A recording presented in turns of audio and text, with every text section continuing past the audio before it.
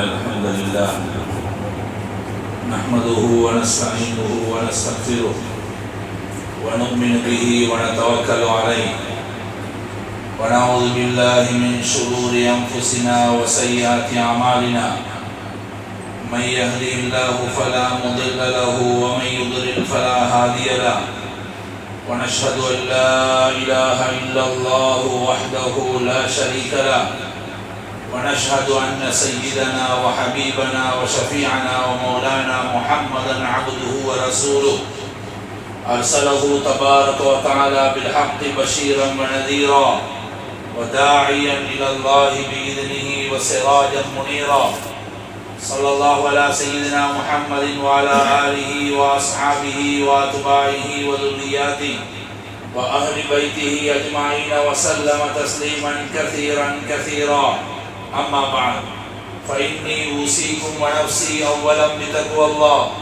وقد قال الله تبارك وتعالى في القرآن الكريم أعوذ بالله من الشيطان الرجيم بسم الله الرحمن الرحيم يا أيها الذين آمنوا لا تلهكم أموالكم ولا أولادكم عن ذكر الله ومن يفعل ذلك فأولئك هم الخاسرون صدق الله العظيم அளவற்ற அருளாளனும் நிகரற்ற அன்புடையவனுமாகிய இணையற்ற அல்லாஹ் ஜல்ல ஜலாலுவுக்கே எல்லையற்ற புகழும் ஸலாத் என்னும் கருணையும் ஸலாம் என்னும் ஈடேற்றமும் எங்கள் தலைவர் ஹஜ்ரத் முஹம்மது முஸ்தபா ஸல்லல்லாஹு அலைஹி வஸல்லம் அவர்கள் பேரிலும் அவர்களை பின்தொடர்ந்த உத்தம சஹாபாக்கள் தாபிஊன்கள் தபோ தாபீன்கள் நாதாக்கள் அவுலியாக்கள் கியாமத் நாள் வரையிலே வரக்கூடிய அத்தனை நல்லடியார்கள் மீது உண்டாவதாக.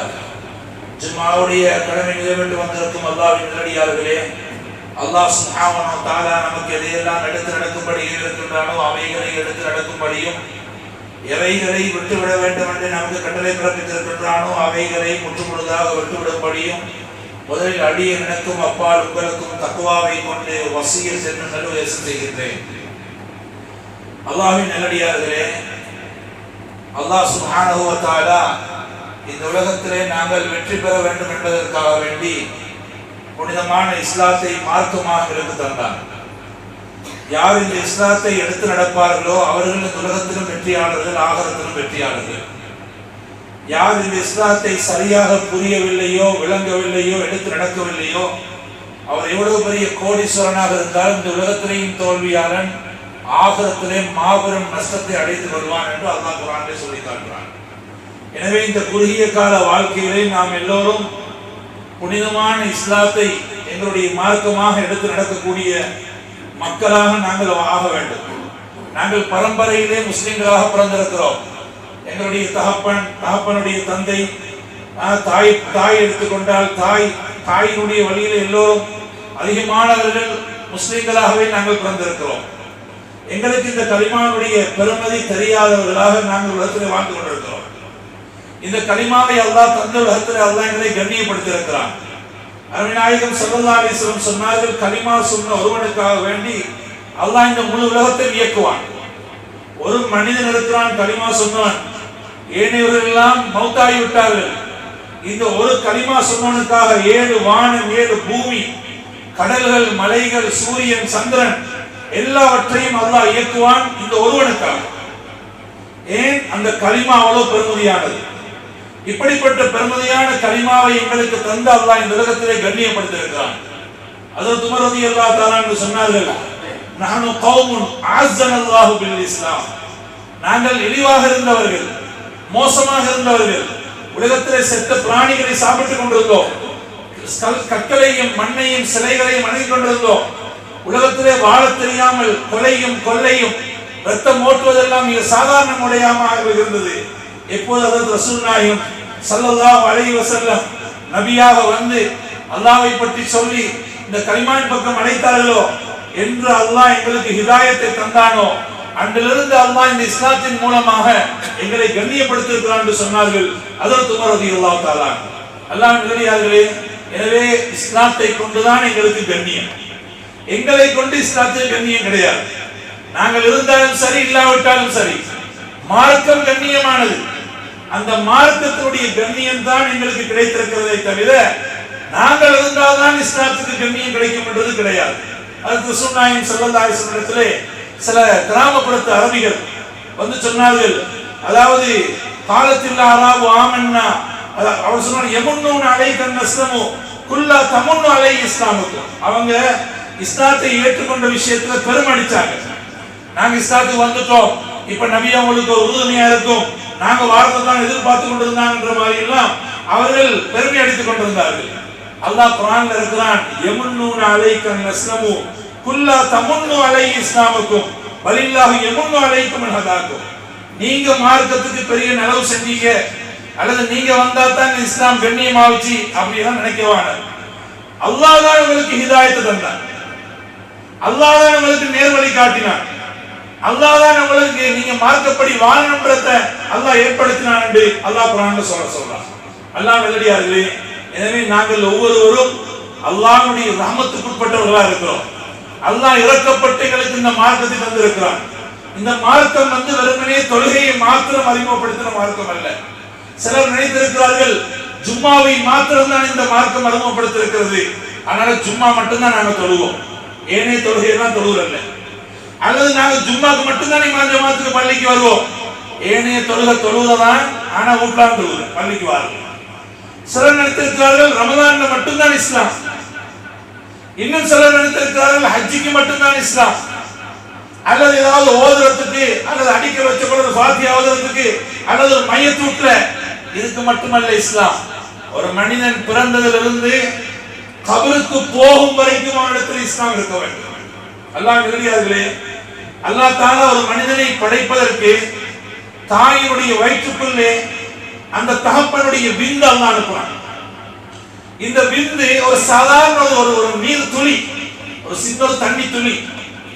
இந்த விந்து அந்த தாயுடைய கற்பறைக்கு போன உடனே அங்க அல்லாஹ் தஆலா அந்த விந்த 40 நாள் அங்க வைக்கிறான் தாயுடைய கற்பறை உள்ள. 40 நாட்களுக்கு பிறகு அந்த விந்து, அந்த இந்திரியம் இரத்த கட்டியாக மாறும், சின்ன இரத்த கட்டி. அந்த இரத்த கட்டி 40 நாளைக்கு இருக்குது. 80 நாளைக்கு பிறகு 40 நாள் விந்து, அந்த விந்து அதாவது இரத்த கட்டியாக இன்னொரு 40 நாள், 80 நாளைக்கு பிறகு அந்த இரத்த கட்டி சதக்கட்டியாக மாறும். அந்த சதக்கட்டி இன்னொரு 40 நாளைக்கு, இப்போ 120 நாள், 4 மாதங்கள். 4 மாதங்களுக்குள்ளே அந்த விந்து இரத்த கட்டியாவி, இரத்த கட்டி சதக்கட்டியாவி, சதக்கட்டியா அல்லாஹ் உருவமாக ஒரு மனிதனாக ஆக்குறான். எங்களை கற்பனைக்கு படாது, அதனுடைய ஆரம்பம் என்னன்றது எங்களுக்கு அதை நினைச்சு பார்க்கிறார். அல்லாஹ் நல்லடியார்களே, அல்லாஹ் குர்ஆன்ல ஒரு இடத்துல ஹல் அத்தா அலல் இன்சானி ஹீனும் மினத் தஹர் லம் யகுன் ஷைஅன் மذ்கூரா. இந்த மனிதனுக்கு ஒரு காலம் இருந்தது, என்னன்னு கூட சொல்லலாத, அட்ரஸ் இல்லாதவன், அட்ரஸ் இல்லாதவன், என்னன்னு சொல்லலாது, வெறும் ஒரு தண்ணி துளி.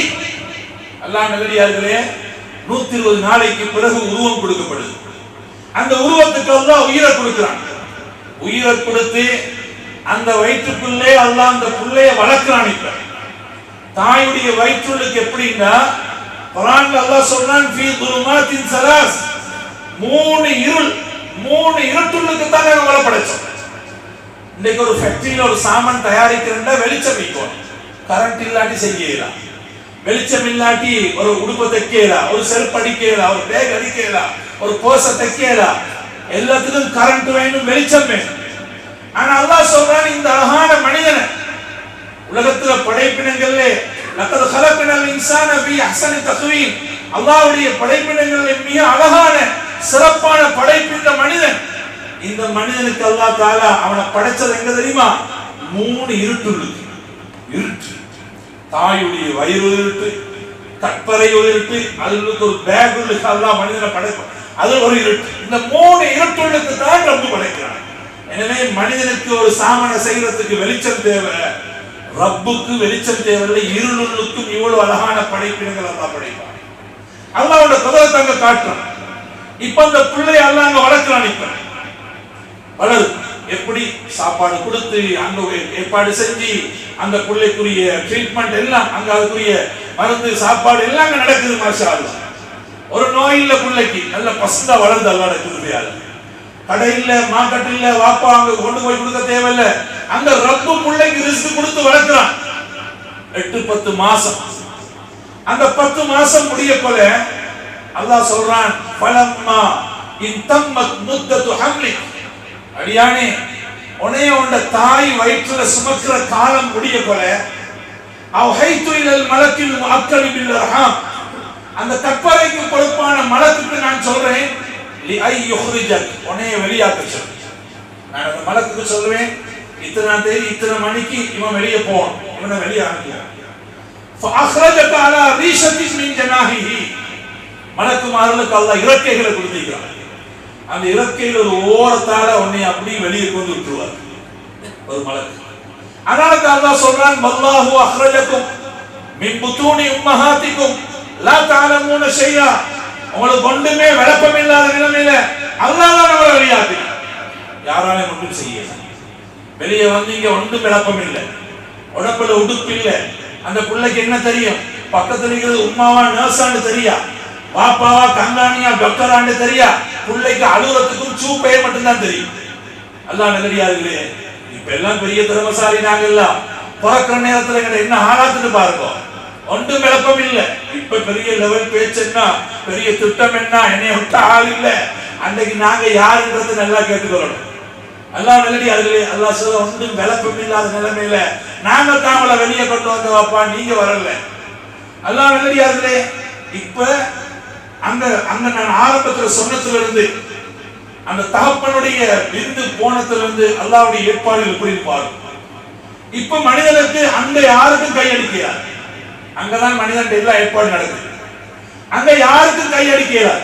அந்த டிபார்ட்மெண்ட்ல வந்து பகா கொடுத்து பேசி ஆள் பிடிச்சி, எங்களுக்கு ஒரு பிள்ளை ஒன்று பிறக்க போற, அந்த பிள்ளைய கொஞ்சம் வெள்ளை ஆயிக்கணும், பசுந்து ஆயிக்கணும், மிச்ச பசரமாய்க்கப்படாது, மிச்சம் கட்டை ஆயிக்கப்படாது, நல்ல கணக்காய்க்கணும், அப்படி இருக்கணும். இதெல்லாம் அந்த டிபார்ட்மெண்ட்ல யாருக்கும் கையடிக்கிறார். அது அல்லாஹ்வுடைய ஏற்பாடு கூடிய அப்படித்தான் புள்ள பிறகு. புள்ள பிறக்குது. புள்ள பிறந்தா உடனடியாக அந்த உம்மாவோட தீண்டாரியா இருந்தா அல்லது தகப்பனோ அல்லது யாரோ அந்த புள்ள பிறந்த உடனே என்ன செய்வாங்கன்னா, அந்த புள்ளையினுடைய வலது காதுல பாங்கு, இடது காதுல இக்காம சொல்லுங்க. என்னுடைய ஒரு புள்ள பிறந்த நேரம் அந்த புள்ளைக்கு பக்கத்துல ஒரு அந்நிய ஒரு நர்ஸ் தான் இருந்தா. புள்ள பிறந்த உடனே அந்த பொம்பளை சொன்னா அவர் உடனடியா பாங்கு சொல்லுங்க. அந்நிய பொம்பளை சொல்ற புள்ளைய தாரன் உடனடியா பாங்க சொல்லுங்க, இக்காம சொல்லுங்கன்னு சொல்றான். ஆனா எங்களுக்கு அது விளப்பம் இல்லை, சிலருக்கு அதுவும் தெரியாது. அப்ப அந்த பொம்பளை பிஸ்மில் சொல்லி தான் எடுத்தா. அந்நிய பொம்பளை அவ பிஸ்மில் சொல்லி எடுத்தாரா உடனடியா பாங்கு சொல்ல. அல்லாஹ் நல்லடியார்களே, முதலாவது வலது காதுல பாங்கு, இடது காதுல இகாமத். புள்ள பிறந்த உடனே முஹம்மது ரசூலுல்லாஹ் ஆரம்பம். அது ரசூல் நாயகம் ஸல்லல்லாஹு அலைஹி வஸல்லம் வாழ்க்கை வழிமுறை 7 வயசுல 10 வயசுல இல்ல, புள்ள பிறந்தோடனே ஆரம்பிச்சாச்சு. முஹம்மது ரசூலுல்லாஹ் பாங்க சொல்ற நபியோட முறை இங்க இருந்து ஸ்டார்ட் பண்ணியாச்சு. அது ஒரு பிள்ளைக்கு தஹனீக் செய்யல. தஹனீக்னா என்ன? தஹனீக்னா யாராவது ஒரு நல்ல மனிதர் அல்லது தகப்பன் நல்லவராக இருந்தா அல்லது இல்மாலி அமலாலி அல்லாஹ்வுக்கு நெருக்கமான ஒரு மனிதர் அவருடைய எச்சி படுறதுக்கு ஒரு ஈச்சப்பழத்துல சரி தேன்ல சரி கலந்து அந்த புள்ளையோட வாயில வைக்கும். ஸல்லல்லாஹு அலைஹி வஸல்லம் அவங்கள்ட்ட புள்ளைய கூட்டிட்டு வருவாங்க.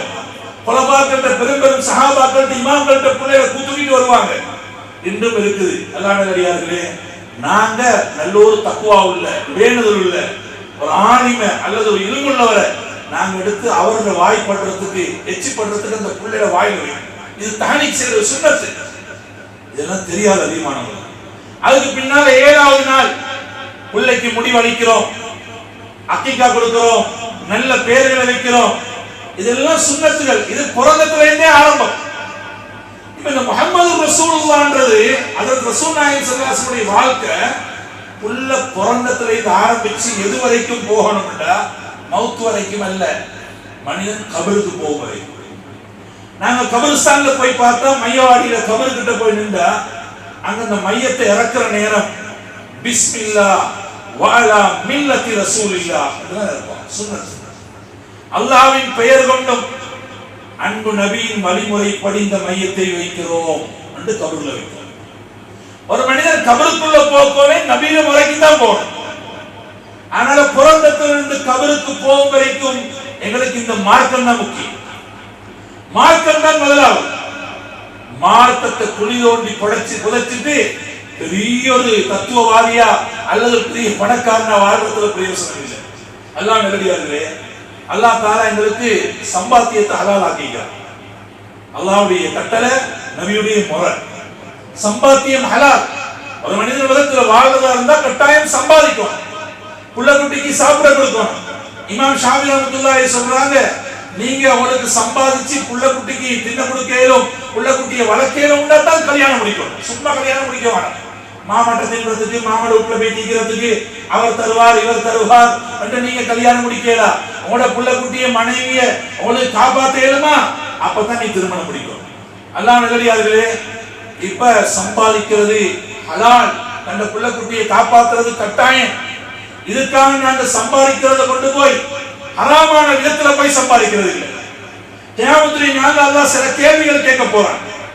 அது ஒரு கேள்வி தான், எப்படி சம்பாதிச்ச, எப்படி செலவழிச்ச. ரெண்டு கேள்விகள். எப்படி சம்பாதிச்ச, எப்படி செலவழிச்ச.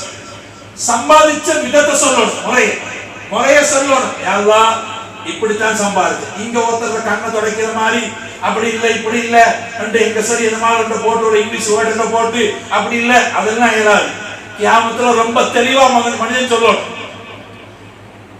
சிலர் விஷயத்துல நாங்க சொல்றோம், உலமாக்கிட்ட போய் கேளுங்க. உங்களோட வியாபாரத்துல கொஞ்சம் டவுட் இருக்குது, கொஞ்சம் கேளுங்கட்டா அவர் கேட்க பயன்.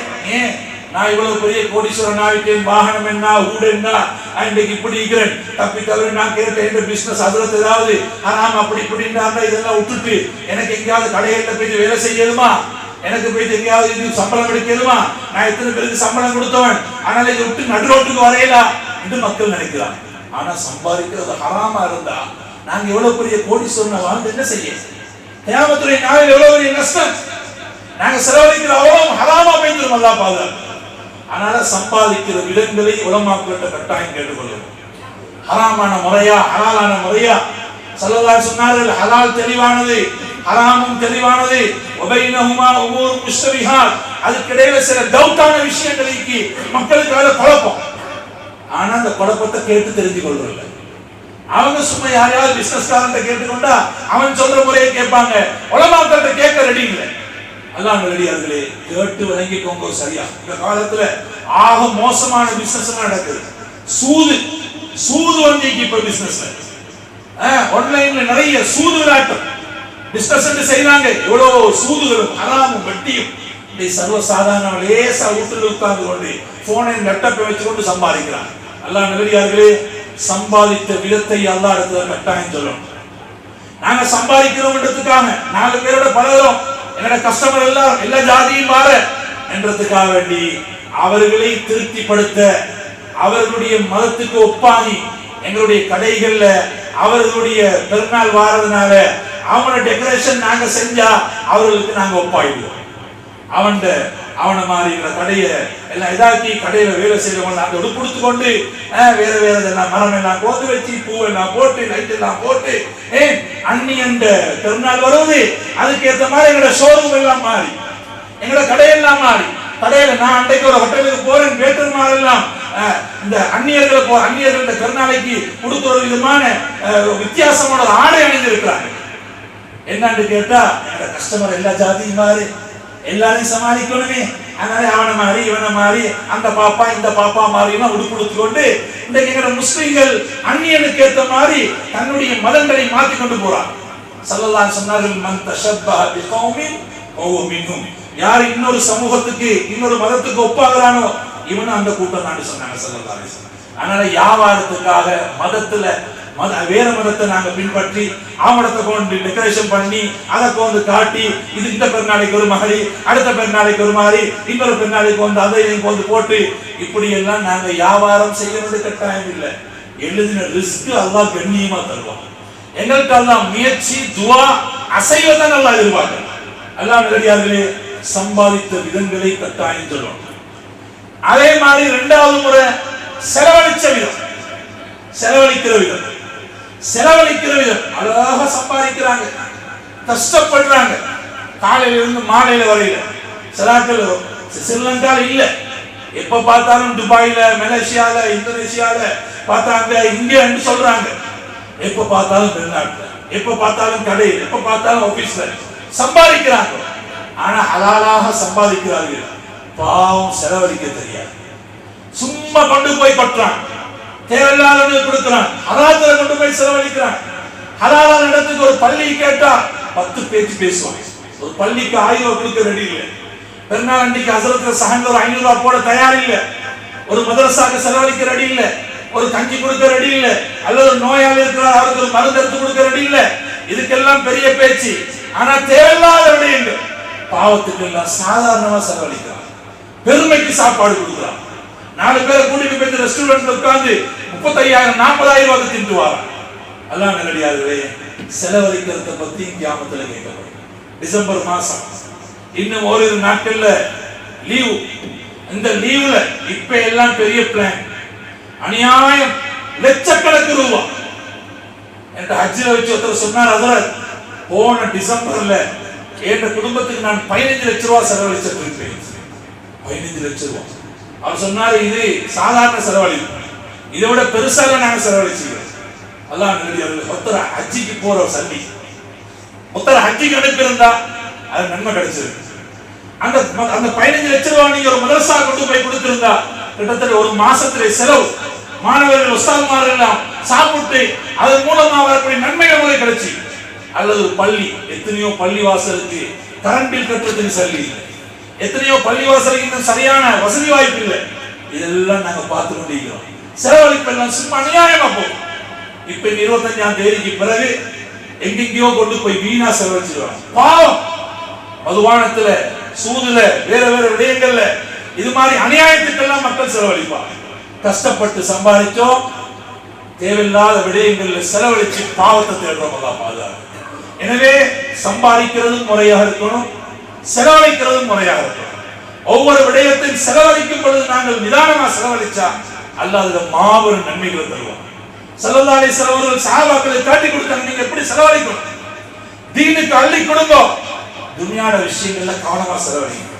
சிலர் இருக்கிறாங்க தன்னை புள்ள குட்டிக்கே செலவழிக்கிறது, தன்னை புள்ள குட்டிக்கே செலவழிக்கிறது, பிள்ளைக்கு சரியான, மனைவிக்கு சரியான தேவைகளை செஞ்சு கொடுக்கறதில்ல. சிலர் வேலை சேர்க்கிறது, அவர் சேர்க்கிறதுல ஒரு இன்பம். இன்னும் சிலர் சம்பாதிச்சு அதை இன்னொரு வியாபாரத்துல போட்டு பேராசைப்பட்டு அங்க கொண்டு போய் சம்பாதிச்சதுதான் எவனுக்காவது கொடுத்துட்டு முடிக்கிற மேலே.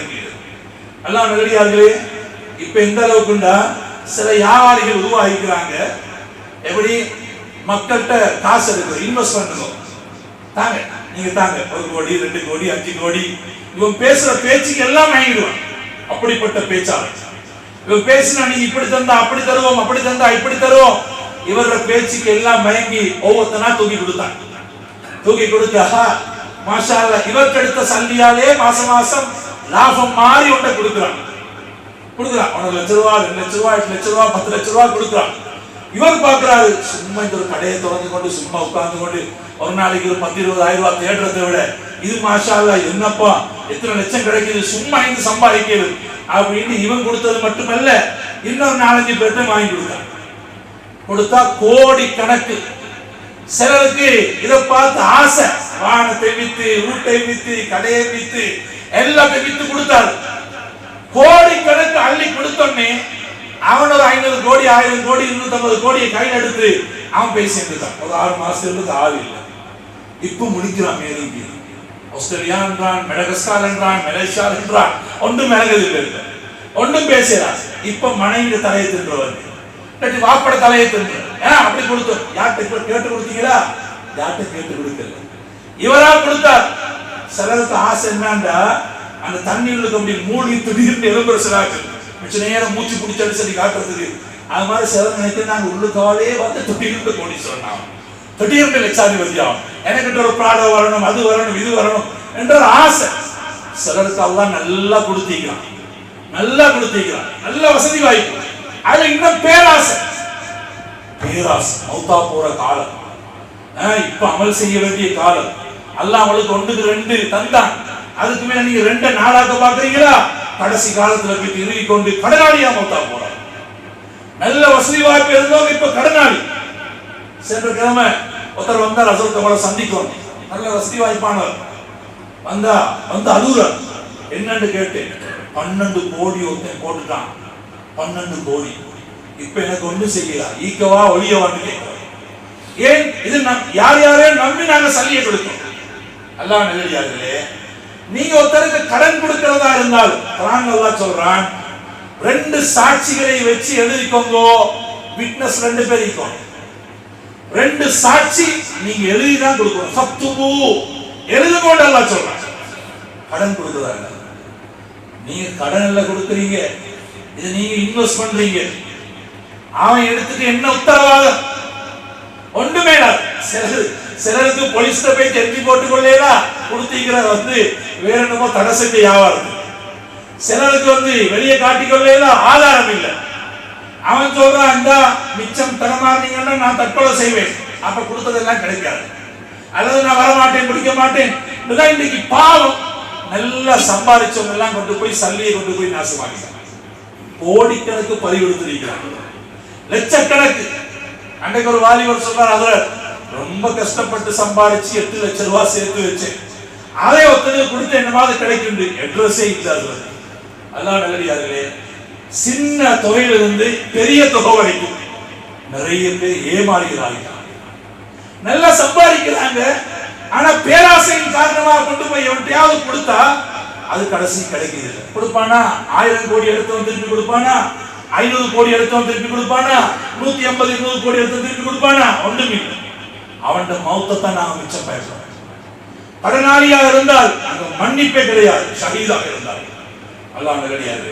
எனவே நாங்க யாருடைய சல்லியை வாங்கி இன்னொருத்தர நாங்க உலகத்துல கஷ்டப்படுத்தவும் தேவையில்லை. நாங்க இன்னொருத்தருக்கு எங்களை காசு பணத்தை கொடுத்து அவனை நரகத்துக்கு அனுப்பவும் தேவையில்லை. அதனால உலகத்துல அல்லாஹ் எதை தந்தானோ அதை நாங்க பொருந்தி கொள்றதுதான் மூமினுடைய தன்மை. மூமினுடைய தன்மை. ஸல்லல்லாஹு அலைஹி வஸல்லம் சொன்னாங்க, வலத பிமா கஸமல்லாஹு லக தகுன் அகனன்னாஸ்.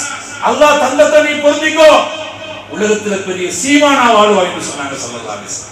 அல்லாஹ் நல்லடியார்களே, எனவே சம்பாதிக்கிற முறையை கியாமத்துல காட்டணும்.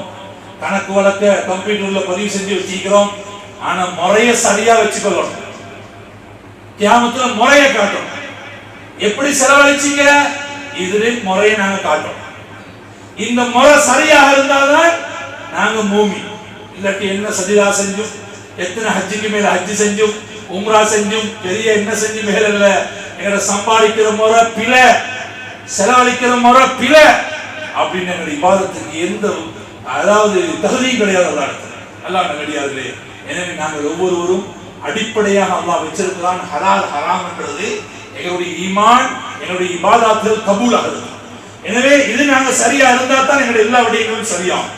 எனவே உலகத்துல பெரிய பணக்காரனா கோடீஸ்வரனா வாழணும்ன்றது அவசியம் இல்லை. அதுக்காக வேண்டி குறுக்கு வழியில போய் ஹராத்தை சம்பாதிச்சு அப்படி எங்களோட பிள்ளை குட்டிய வாழ வைக்கணும்னு கட்டாயம் இல்லை.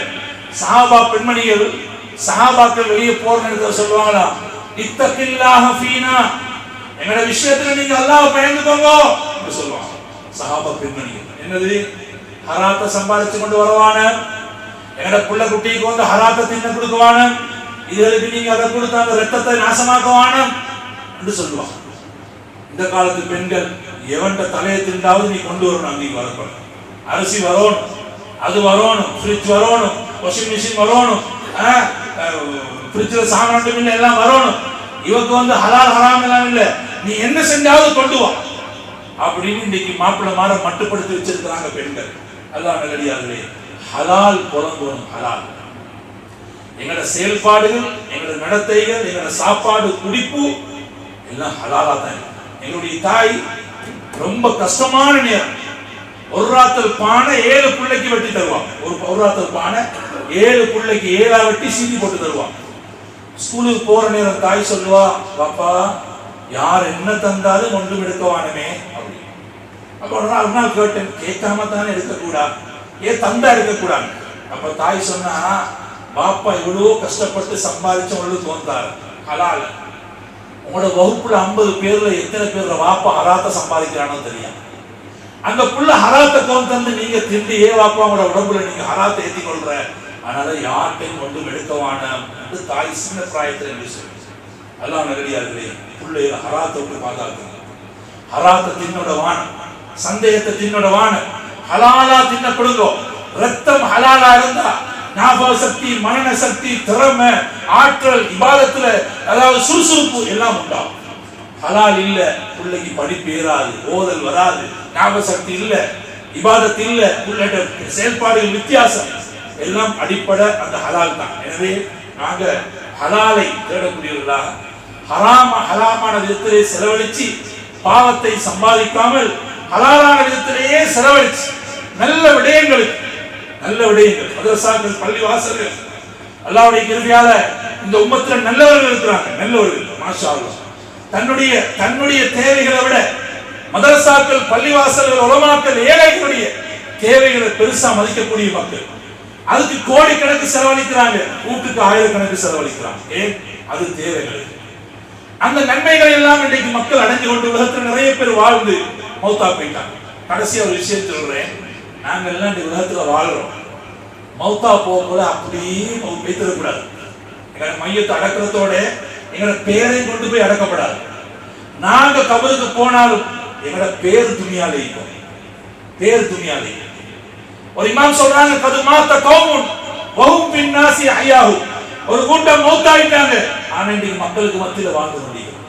பேர் நபிமார்களுடைய பேர் இன்றைக்கு சஹாபாக்கள், தாபீகள், நல்லவர்கள், எங்க நாட்டில் வாழ்ந்த நல்ல உலமாக்கள், நல்லவர்கள், கொடையாளிகள், இன்றைக்கு அவரோட பேரை நாங்க சொல்றோம், துஆ செய்வோம். அல்லாஹ் ரஹ்மத் செய்யணும், அல்லாஹ் பரக்கத்தாக்கி வைக்கணும், அவரோட கபர் வெளிச்சமாகணும். ஏன்? அவர் உலகத்துல பேர் அப்படின்னு என்ன, துஆவுக்காக தன்னை விட்டுட்டு போனார். இப்ராஹிம் அலைஹிஸ்ஸலாம் ஒரு துஆ செஞ்சாங்க, ரப்பி ஹப்லி ஹுக்மன், அல்லாஹ் உன்னைய பற்றி நல்ல அறிவுத்தான், வஅல்ஹக்னி பிஸ்ஸாலிஹீன், நல்லவனோட என்னைய சேர்த்தது. உலகத்துல ஆக நல்லவர் இப்ராஹிம் அலைஹிஸ்ஸலாம். அல்லாஹ்வுடைய நண்பர் என்று அல்லாஹ் குர்ஆன்ல சொல்றான். அல்லாஹ்க்கு நண்பர் தேவையில்ல, இப்ராஹிம் அலைஹிஸ்ஸலாத்தை கண்ணியப்படுத்துறதுக்கு அல்லாஹ் நண்பர் என்றான். இந்த இப்ராஹிம் அலைஹிஸ்ஸலாம் சொல்றாங்க, யா அல்லாஹ் என்னைய நல்லவனோட சேர்த்தது. அப்படின்னா எவ்வளவு நல்லவனா இருந்தாலும் கெட்டவனோட சேர்ந்தா இவன் கெட்டு போயிடுவான். அந்த கெட்டவனுடைய சூழல் நல்லது இல்லாம போயிடுவான். அதனால பிள்ளைகள் யாரோட சேர்றாங்கன்னு பாருங்க. மூணாவது, வஜஅல்லி லிசான சித்கின் ஃபில் ஆகிரீன், எனக்கு பின்னால மக்கள் என்னை பத்தி பேசும், எனக்கு துஆ செய்யும். இந்த இப்ராஹிம் அலைஹிஸ்ஸலாத்தை ஞாபகப்படுத்தாத இடமீக்கா, அவர்களுக்கு துஆ செய்யாத இடமீக்கா, தொழுகையில மிம்பர்ல சலாம் கொடுக்க முந்தி அவங்களுக்கு அவங்களோட குடும்பத்துக்கும் நாங்க துஆ செஞ்சுட்டு தான் சலாம் கொடுக்கணும். ஜனாசா தொழுகையில, ஹஜ்ஜில, உம்ரால அவருடைய பேர் எல்லா இடத்துலையும் ஞாபகப்படுத்தப்படுது. எனக்கு பின்னாலே மக்கள் என்னை பத்தி பேசும் அப்படின்னா என்ன, துஆ. நாளைக்கு நாங்க மௌத்தா போனா எங்களோட ஜனாசா வந்து பார்த்துட்டு, இவரா எவ்வளவு நல்ல மனுஷன், எவ்வளவு செலவழிச்சிருக்கார், பள்ளி கட்டினார், மதரசா கட்டினார், தொழுகையாளி, இபாதத்தாளி, இவர் மௌத்தா போயிட்டாருன்னு மக்கள் அலோனும். அந்த அழுகத்தான் துஆ. நாங்க ஒன்றுமே செய்யல துனியால, எங்களோட மௌத்தை மட்டும் பார்த்தோம். ஒரு சதகாவும் இல்ல, தான தர்மம் இல்ல, சகாத்தும் இல்ல, நல்லது இல்ல, மக்களோட பழக தெரியா.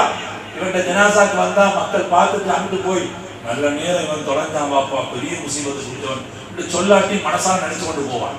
ஆனால் அப்படிப்பட்ட ஜனாசாக்களா ஆகாம நல்லவர்களாக உலகத்திலேயும் துஆ பெற்று மௌத்துக்கு பின்னாலே மக்கள் எங்களுக்கு துஆ செய்யக்கூடிய விதத்துல எங்களுடைய வாழ்க்கையை அமைச்சு கொள்ளக்கூடிய நல்ல பாக்கியத்தை தான் நம் அனைவருக்கும் தந்தருவானா. எங்களுடைய பாவங்களை, குற்றங்களை மன்னித்துருவாயா. எங்களுடைய கண்மணியான தாய்களுடைய பாவங்களை மன்னிப்பாயா. எங்களுடைய கண்ணியமான உஸ்தாத்மார்களை மக்ஃபிரத் செய்வாயா. நம் அனைவரையும் பொருந்திக் கொள்வாயா. யார தீர்ப்படி வாழக்கூடிய பாக்கியத்தை நசீபாக்கிடுவாயா. மௌத்துக்கு முன்னால் எங்களை பரிசுத்தப்படுத்திடுவாயா. முஸ்லிம்கள் இஸ்லாத்தை பாதுகாத்துருவாயா.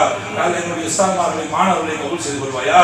வாஹிரு தஅவானா அனில் ஹம்துலில்லாஹி ரப்பில் ஆலமீன்.